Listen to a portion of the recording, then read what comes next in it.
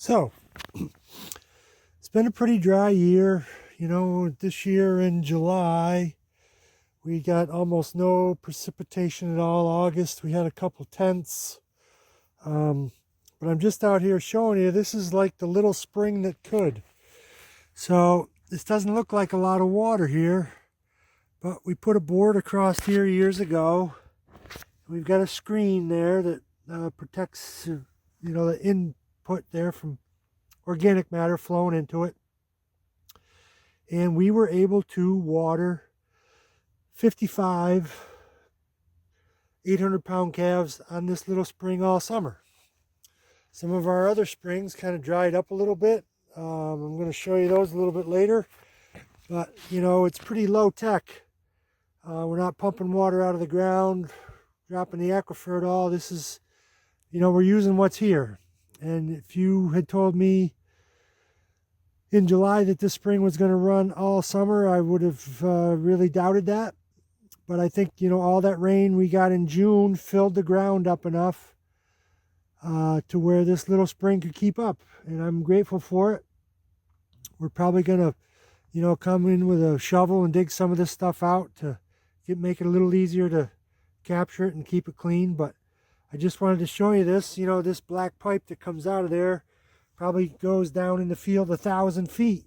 And so we're able to water the whole eastern quarter of the farm with this. Some we don't capture all the water. Some of it keeps going by. The tubs get full.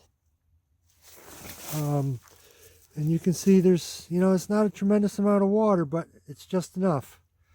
And we were glad to have this guy functioning this year. So let me go up to that other location and get some footage up there, and I'll show you that also.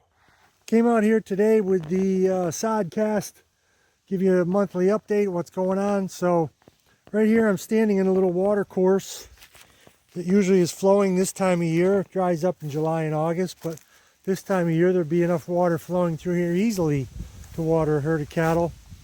We fence them out of the majority of it, but we give them the bottom 30 feet here. Then we can spread fertility around by bringing feed out to this area. So we started feeding in September this year.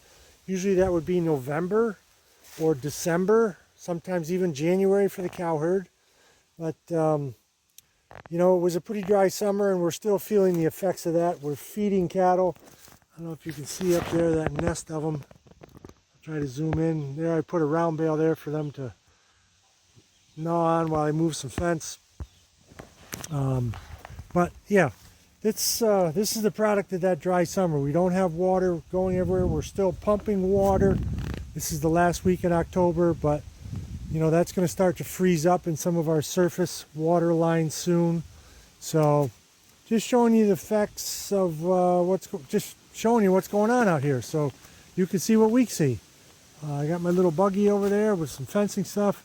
I'm going to put up a wire and let those cows have a little more grass to peck over. But that's what's going on in the sodcast. Okay.